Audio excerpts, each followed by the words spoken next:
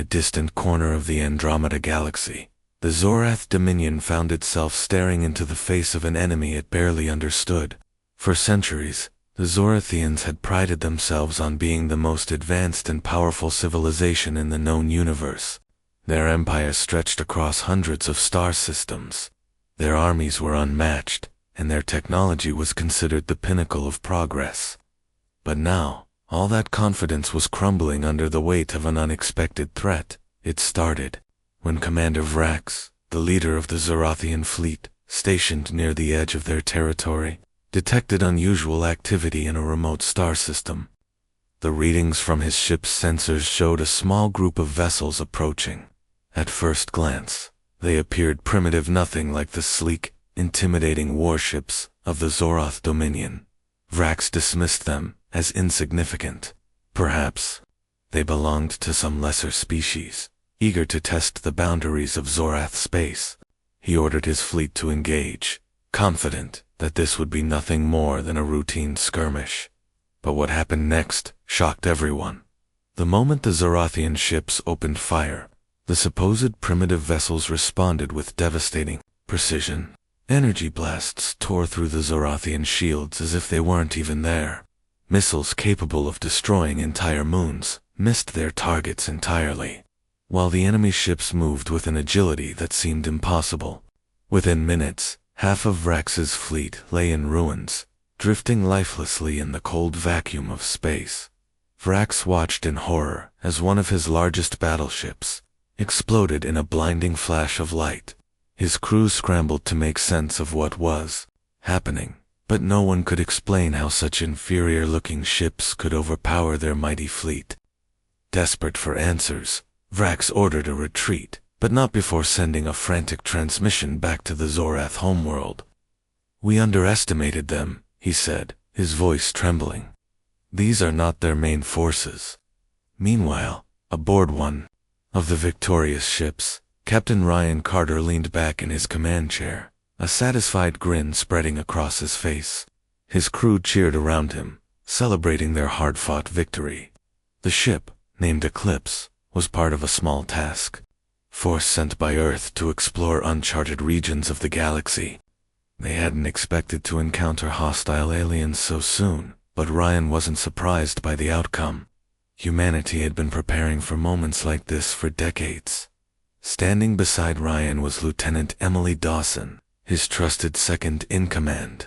She studied the tactical display, her sharp eyes scanning the wreckage left behind by the battle. "That was too easy," she remarked, folding her arms. Her tone was calm, but there was a hint of unease in her voice. Ryan nodded. "Agreed. If these guys thought we were tough, wait until they meet the real fleet." He turned to face his crew, raising his voice slightly so everyone could hear. "Good work today, people, but remember, this is just the beginning. We're explorers, not conquerors. Our job is to gather intel and keep our heads down until reinforcements arrive." Emily frowned. "You really think they'll send more after us?" Those ships looked pretty advanced for a random patrol. "They didn't look advanced enough to take on Earth's full might," Ryan replied. "Trust me, whoever these Zorathians are, they've just made a big mistake. Let's just hope they don't figure out the truth before we're ready." Back on Earth, news of the battle reached high-ranking officials within hours. In a secure underground facility beneath New Chicago, General Alan Hayes reviewed the data transmitted by the Eclipse. Beside him stood Admiral Laura Bennett, one of the key architects of humanity's interstellar expansion program. Both wore expressions of cautious optimism. "So, it's begun," Alan muttered, leaning forward to examine the holographic projection of the battlefield. "They took out a Zorathian fleet without breaking a sweat. Not bad for a decoy operation." Laura crossed her arms, her brow furrowed in thought. "Decoy or not, we can't afford to underestimate them. Whoever these Zorathians are, they clearly have resources. If they regroup and come at us with everything they've got, then we'll be ready," Alan interrupted firmly. "We've spent years building up our defenses. Thanks to Dr. Cole's work, we're light years ahead of anyone else out there. Still," he paused, glancing at Laura, This changes things. Word will spread fast. Other species will want to know who and what we are. Dr. Nathan Cole, the brilliant scientist responsible for much of humanity's technological advancements, entered the room just in time to catch the tail end of the conversation. A tall man with graying hair and glasses perched on the edge of his nose. Nathan carried an air of quiet authority. "I assume you're talking about the Europa artifacts?" he asked, setting a tablet down on the table. Alan nodded. "How much longer until we can integrate those upgrades into the main fleet?" Nathan hesitated. "Months, maybe a year. It's complicated. The energy requirements alone are staggering. But I'm confident we can do it, assuming we don't run into any complications." Laura raised an eyebrow. "Complications?" "Well," Nathan said, adjusting his glasses, "let's just say the artifacts weren't designed for human use. Every step forward comes with risks. If something goes wrong, we'll deal with it." Alan cut in sharply. "Right now, our priority is staying one step ahead of the Zorathians. Speaking of which," he turned to Laura, "what's the status of Shadow Directive?" "They're already on it," Laura replied. "Lieutenant Brooks has been monitoring communications. So far, no sign of panic among the Zorath leadership. But that won't last long once they realize we're holding back." As the meeting concluded, Nathan lingered behind, staring at the hologram of the destroyed Zorathian ships. Despite the victory, he couldn't shake the feeling that humanity was walking a dangerous path. The knowledge gained from the Europa artifacts had given them power beyond imagination, but power always came with consequences. Far away, in the depths of space, Captain Ryan Carter stared out the viewport of the eclipse, lost in thought. The stars twinkled silently against the blackness, indifferent to the drama unfolding below. Somewhere out there, the Zorathians were planning their next move, and somewhere closer to home, humanity's true strength waited patiently in the shadows. For now, though, Ryan allowed himself a moment of satisfaction. After all, the Zorathians had no idea what was coming. In the heart of New Chicago, deep beneath layers of concrete and steel, a group of Earth's most powerful leaders gathered in a dimly lit conference room. The air was tense, heavy with the weight of decisions that would shape humanity's future.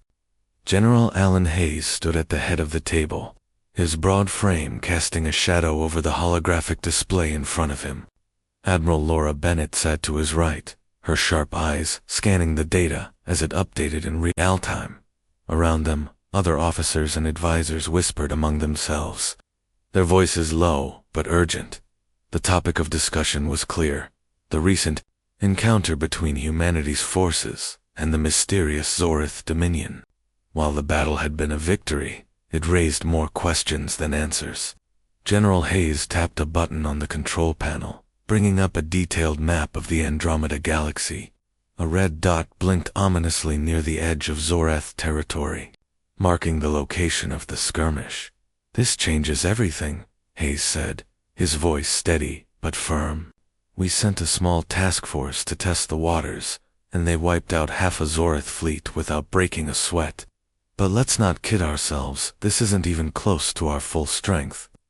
Laura nodded, leaning forward slightly. "Exactly. The Zorathians now know we're here, and they'll want answers. They'll come back stronger next time. We need to decide how much we reveal and when."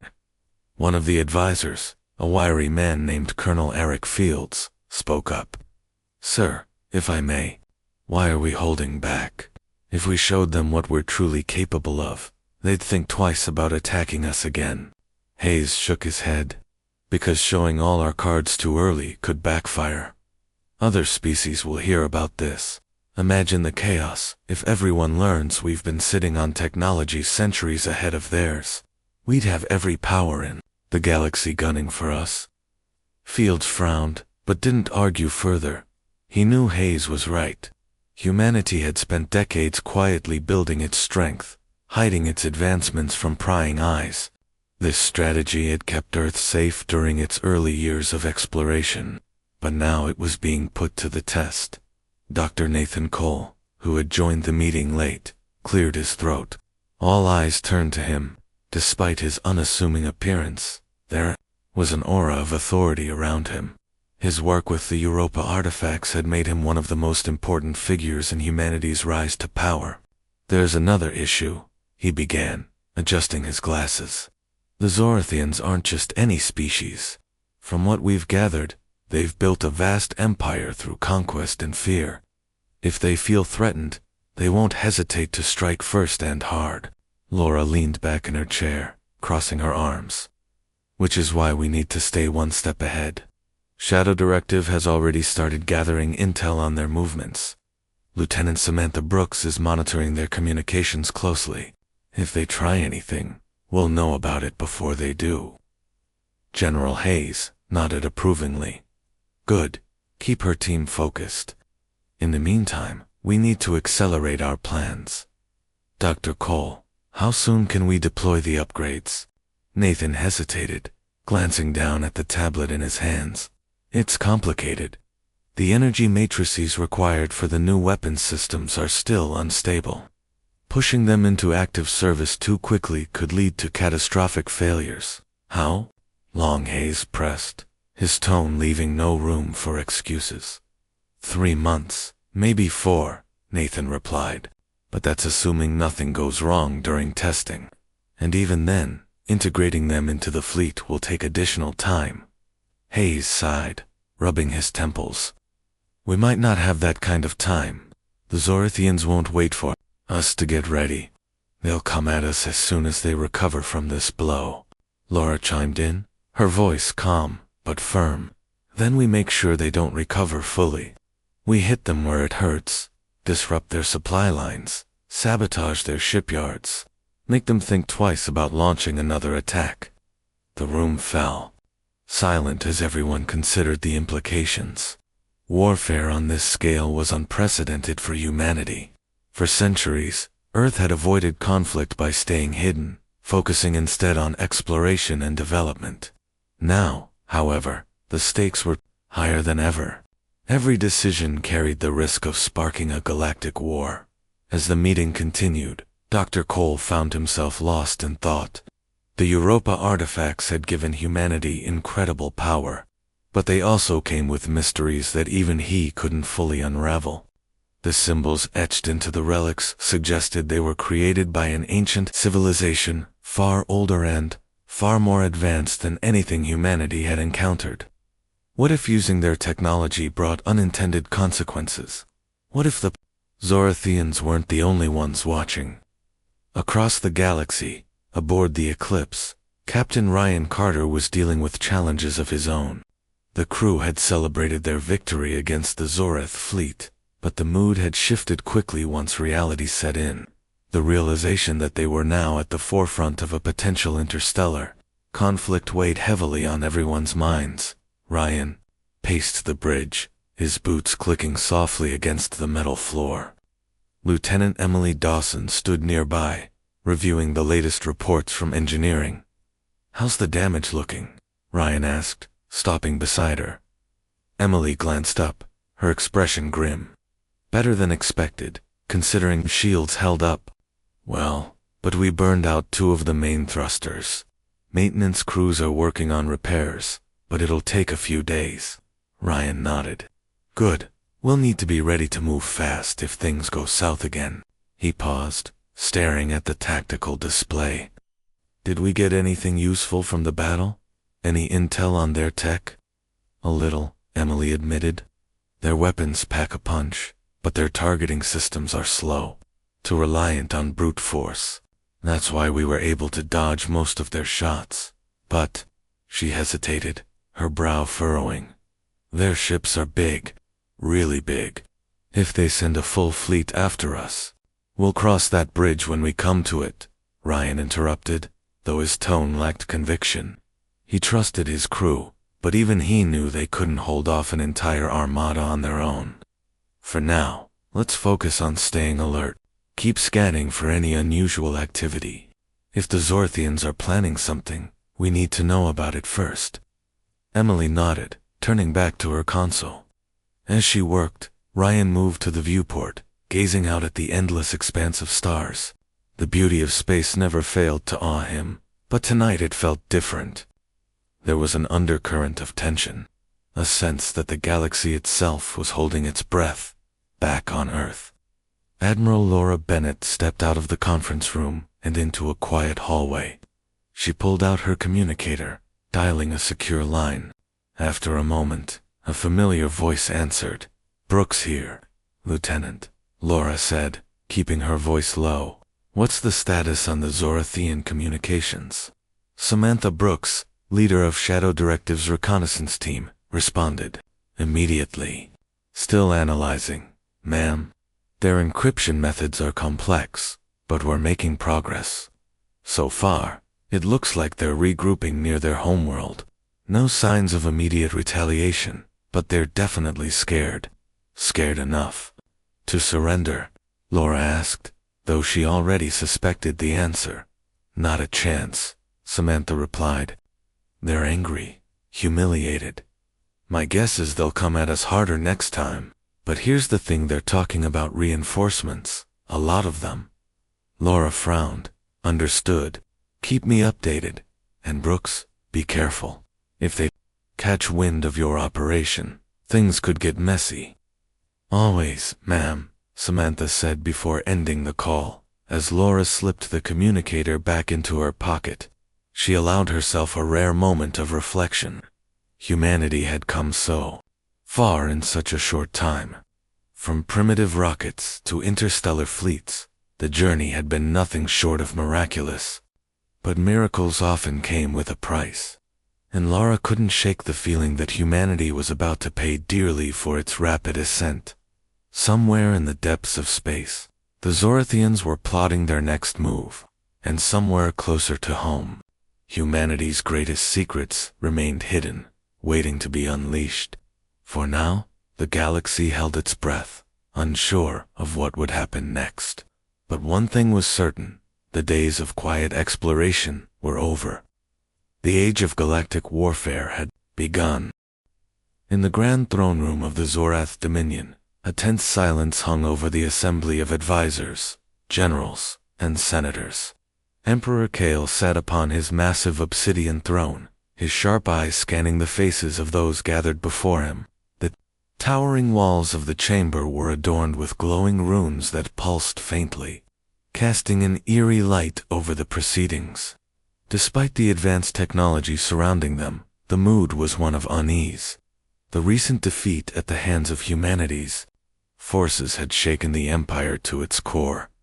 Commander Vrax stood at the center of the room, his armor scorched and dented from the battle. His head was bowed in shame, but his voice remained steady as he recounted the events. "Your Majesty, we underestimated them," he said, his tone heavy with regret. "Their ships are unlike anything we've encountered. Their weapons cut through our defenses as if they were paper. And their tactics, they're precise, calculated. It's as if they've been preparing for this moment for years." The room erupted into murmurs. Some of the senators exchanged nervous glances, while others leaned forward, eager to hear more. Senator Jorak, a wiry man with piercing blue eyes, stepped forward. His voice was sharp, cutting through the noise. "Preparation implies intent. Are you suggesting these humans planned this attack? That they knew we would expand into their territory?" Vrax hesitated, choosing his words carefully. "I do not know their motives, Senator, but I can tell you this: they did not act like explorers or traitors. They acted like warriors, seasoned ones. They fought with purpose, and they showed no fear." Emperor Kale raised a hand, silencing the growing chatter. His deep voice echoed through the chamber. "Enough. Speculation will get us nowhere. What matters now is what we do next." He turned his gaze to General Torone, the head of the Zorath military. "General, give me your assessment." Torone stepped forward, his tall frame exuding authority. Unlike Vrax, who still bore the scars of battle, Torone appeared calm and composed. "Your Majesty, based on the data we've gathered, these humans are dangerous.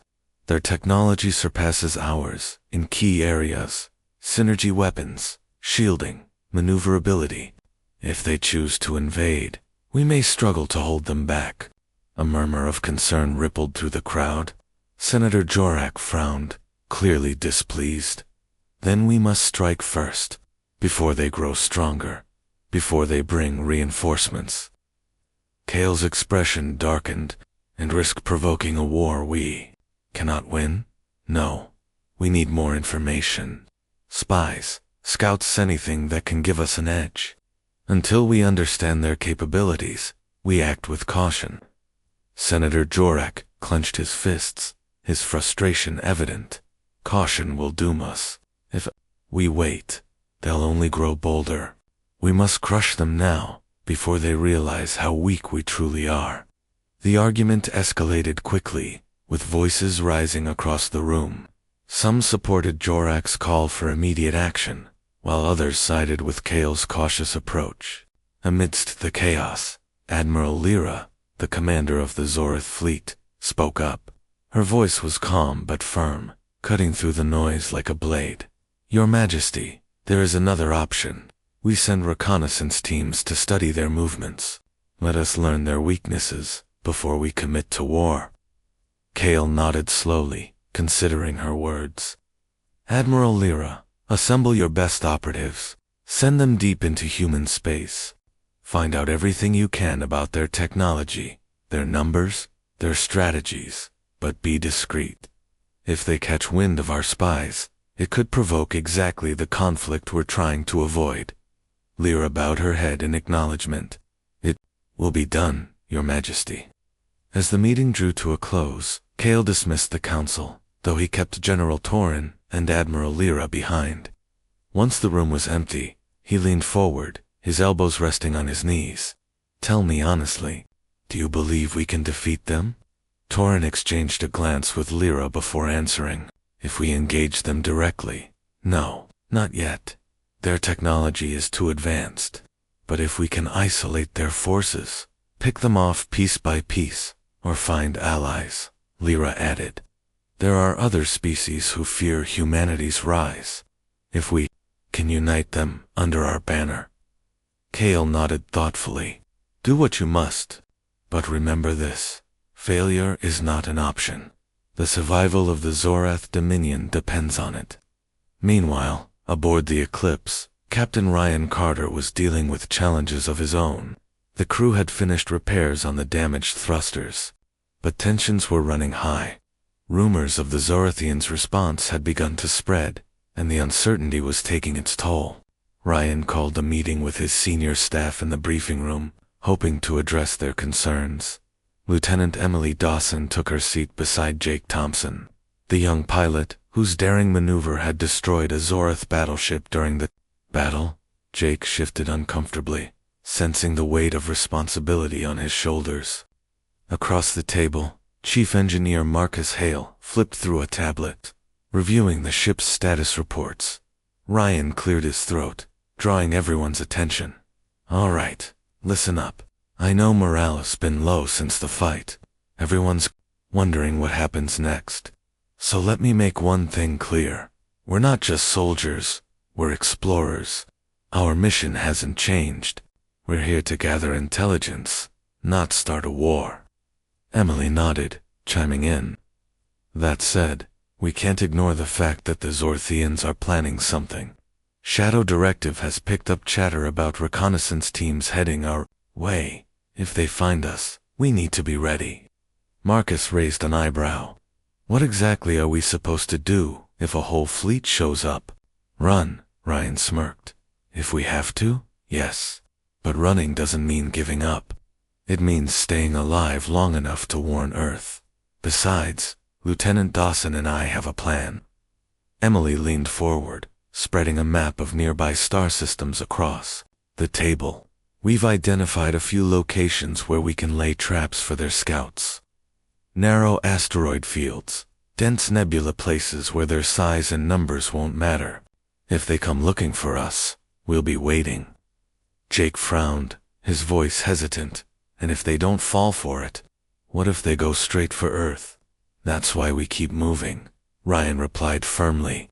Every second we stay ahead of them buys Earth more time to prepare.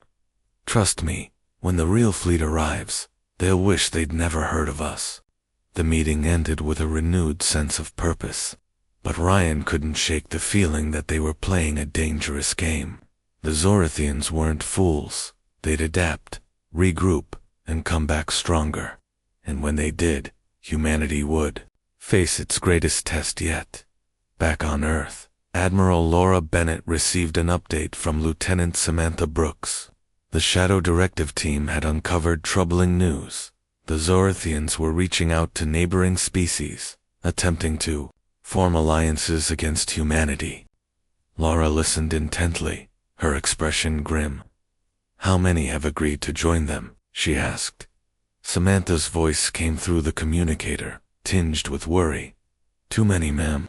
Some are scared of us. Others see an opportunity to weaken the Zorathians. Either way, it's bad news. If they band together, we'll deal with it, Laura interrupted, her tone firm. For now, focus on disrupting their efforts. Sabotage their negotiations if you have to. Whatever it takes to keep them divided. Yes, ma'am, Samantha replied before ending the call. Laura leaned back in her chair, staring at the holographic map of the galaxy. The stakes were higher than ever, and the margin for error was razor thin. Humanity's future depended on staying one step ahead of its enemies. But as she gazed at the stars beyond the window, she couldn't help but wonder, how long could they keep hiding the truth? Lieutenant Samantha Brooks moved silently through the dimly lit corridors of the Shadow Directive's Covert Operations Center. The facility was hidden deep beneath the surface of Europa, one of Jupiter's icy moons, far from prying eyes. Around her, technicians worked tirelessly at their stations, monitoring streams of data flowing in from across the galaxy. Samantha's sharp green eyes scanned the screens as she passed, absorbing every detail. Her mind raced with the weight of what she had uncovered. The Zorathians were mobilizing. Not just their own forces, but those of other species as well, through intercepted communications. Samantha's team had pieced together a disturbing picture. The Zorath Dominion was rallying an alliance against humanity. Species that had once been neutral or even friendly were now being swayed by promises of power and protection. It was clear the Zorathians viewed humanity as a threat unlike any they had faced before. And they weren't wrong. Samantha stopped at a workstation manned by a young analyst named Kyle Harper. His fingers danced over the keyboard as he another batch of alien transmissions. Anything new? She asked, leaning over his shoulder. Kyle nodded without looking up. Yeah, ma'am. Looks like they're sending scouts into our territory. Small ships, hard to track. They're trying to map out our defenses. Samantha frowned. How many? At least a dozen groups so far. They're covering a lot of ground. She straightened, her jaw tightening. They're testing us, seeing how far we'll let them go before we push back. Turning to leave, she added, keep me updated. If you find anything unusual, let me know immediately. Yes, ma'am, Kyle replied, already focused on his work again, as Samantha walked away. She couldn't shake the feeling that time was running out. The Zorathians were moving quickly, and if they discovered Earth's true capabilities too soon, it could spell disaster. Humanity's survival depended on keeping its secrets hidden for now. On board the Eclipse, Captain Ryan Carter stood on the bridge, staring out at the vast expanse of space. The ship drifted silently through a dense asteroid field, its engines powered down to avoid detection. This was one of the locations Emily Dawson had identified as a potential ambush point for Zorathian scouts. So far, there had been no sign of activity, but Ryan knew better than to let his guard down. Anything yet? He asked, glancing over his shoulder at Lieutenant Emily Dawson. Emily shook her head, her fingers flying across the console. Not yet, but the scanners are picking up faint energy signatures nearby. Could be nothing, or it could mean trouble. Ryan nodded. Keep an eye on it. If they show up, we need to be ready. Just then, Jake Thompson called out from his station. Captain, I've got something. A small ship, about 3 clicks off our port side. It's hugging the edge of the field. Ryan turned sharply. Is it Zorathian? Jake hesitated, studying the readings. Hard to say. Their profile doesn't match the ones we fought before, but they're definitely not human. Emily leaned forward, her brow furrowed. Could be one of their allies. Maybe they're testing us too. Ryan clenched his fists, weighing their options. All right, here's what we'll do. Stay dark for now. Let's see if they make a move. First. The crew tensed, their focus razor sharp as they waited. Minutes ticked by, each one feeling longer than the last. Then, suddenly, the unknown ship broke formation, veering toward the asteroid field. Its movements were cautious, almost hesitant. They're scanning us, Emily said, her voice low. They know we're here. Ryan's mind raced. If they engage now, it would reveal their position to any other ships lurking nearby. But if they did nothing, the scout might escape and report back to the Zorathians. He needed a way to disable the ship without giving away too much. Jake, Ryan said, his tone urgent. Can you target their engines? Disable them quietly? Jake nodded, his hands already moving over the controls. I can try, sir, but it'll take precision. One wrong shot, and we risk blowing them apart. Do it, Ryan ordered, and make sure it looks accidental. We don't want them suspecting we're on to them. Moments later, a single beam of energy lanced out from the eclipse, striking the scout ship's propulsion system. The alien vessel shuddered, its engines sputtering as it came to a halt. On the bridge, the crew let out a collective breath. Well done, Ryan said, allowing himself a brief smile. Now, let's see what they have to say for themselves. Back on Europa, Samantha Brooks received an encrypted message from Admiral Laura Bennett. Opening it, she read the instructions carefully. Laura wanted her team to plant false intelligence among the Zorathians' networks, suggesting that Earth's forces were weaker than they appeared. It was a risky move, but one that could buy humanity valuable time. Samantha assembled her top operatives in the briefing room. Among them was Agent Daniel Parks, a skilled hacker with a reputation for getting results. Though quiet and reserved, Daniel's abilities were unmatched. As Samantha laid out the plan, his eyes lit up with interest. So, you want us to feed them fake data? Daniel asked, his voice calm but curious. Exactly, Samantha replied. We need them to think we're vulnerable. Make them believe attacking us directly is their best option. That'll keep them distracted while we prepare for the real fight. Daniel nodded. It's risky. If they catch on, they'll know we're manipulating them. That's why we have to be careful, Samantha said firmly. Every piece of information has to look genuine. No mistakes. The team got to work immediately, infiltrating the Zorathians' communication channels. Daniel's fingers flew over the keyboard as he crafted elaborate decoys, planting false reports about humanity's limited resources and outdated technology. Meanwhile, Samantha monitored their progress, ensuring everything aligned with their goals. Hours later, Daniel leaned back in his chair, wiping sweat from his brow. Done, he said simply. Samantha raised an eyebrow. You sure? This needs to hold up under scrutiny. I'm sure, Daniel replied confidently. If they dig deeper, they'll find exactly what we want them to see. Samantha allowed herself a small smile. Good work.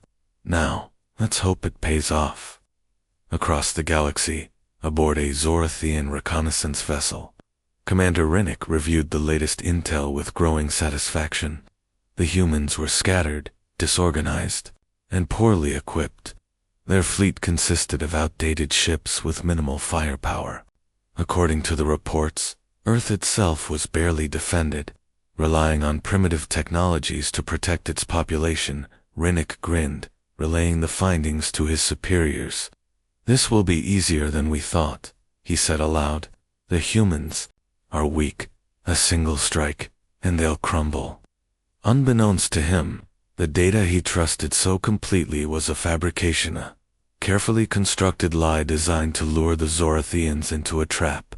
For now, though, Commander Rinnick believed every word, convinced that victory was within reach.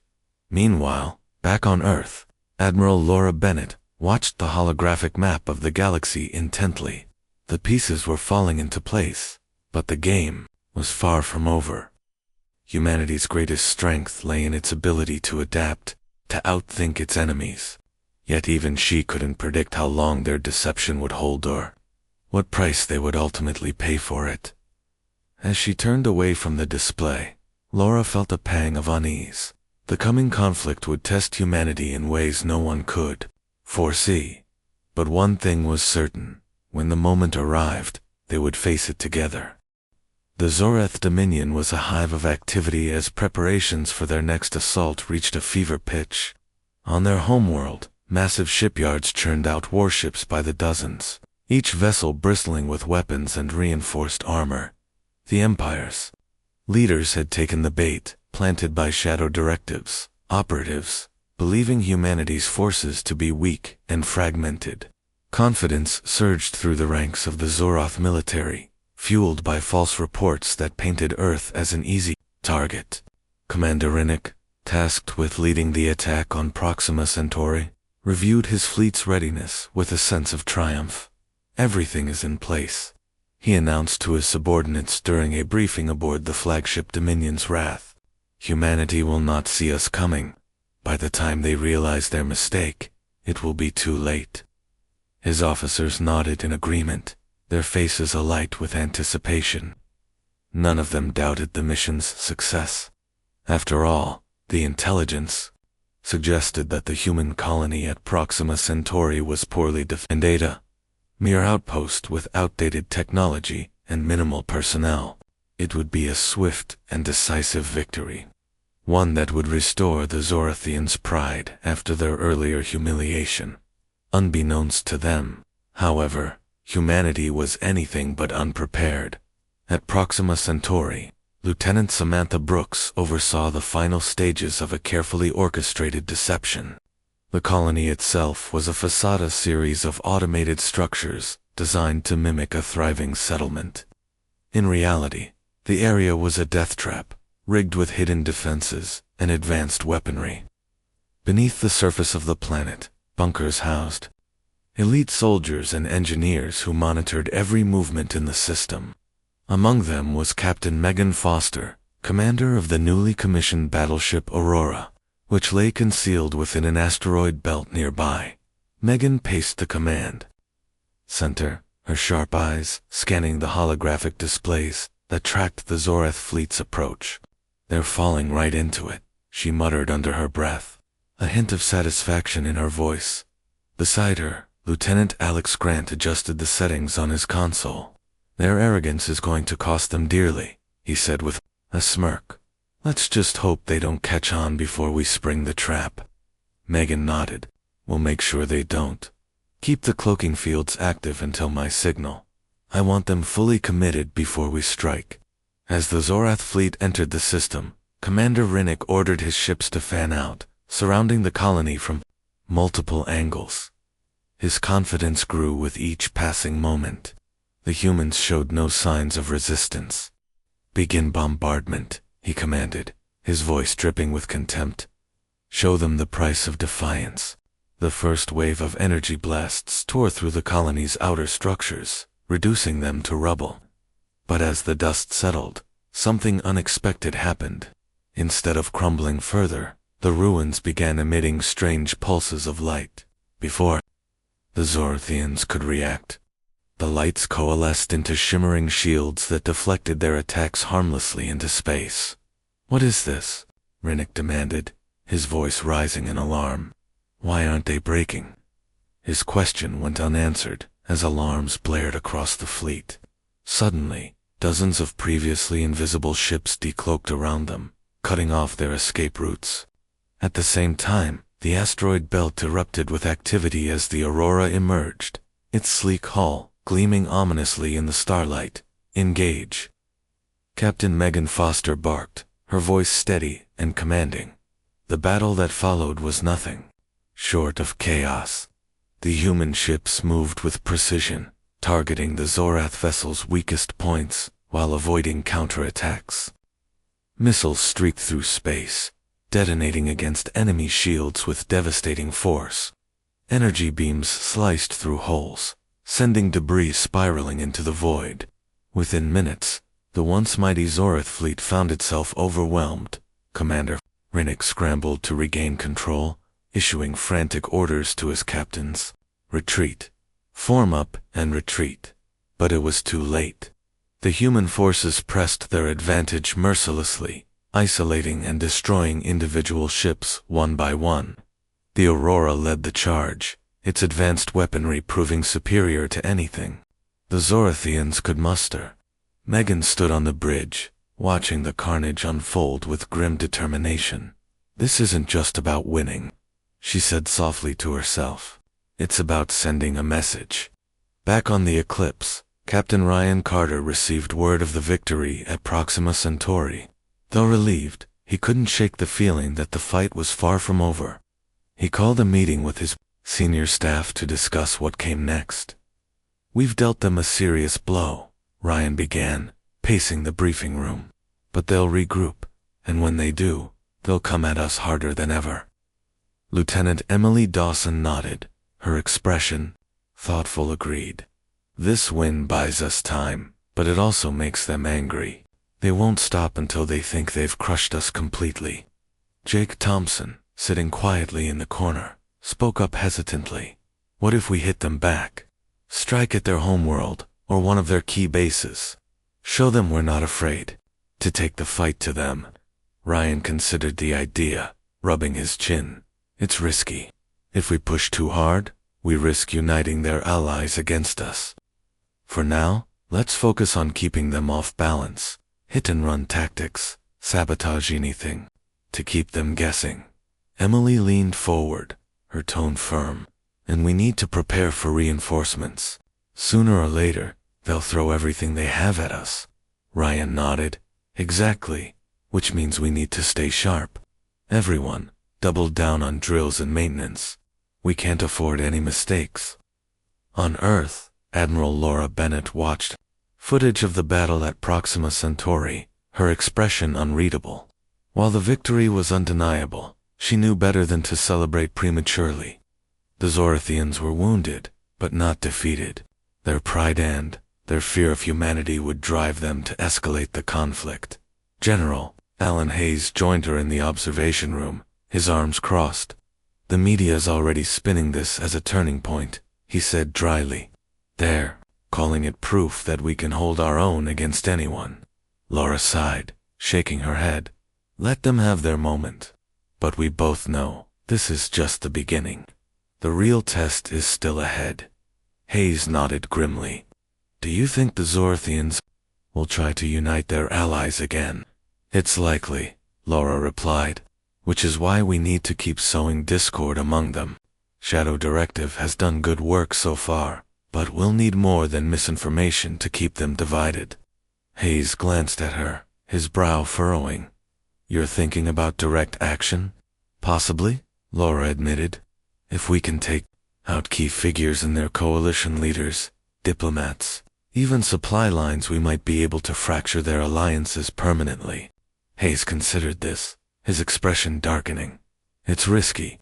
Assassinations and sabotage could backfire, especially if they trace it back to us."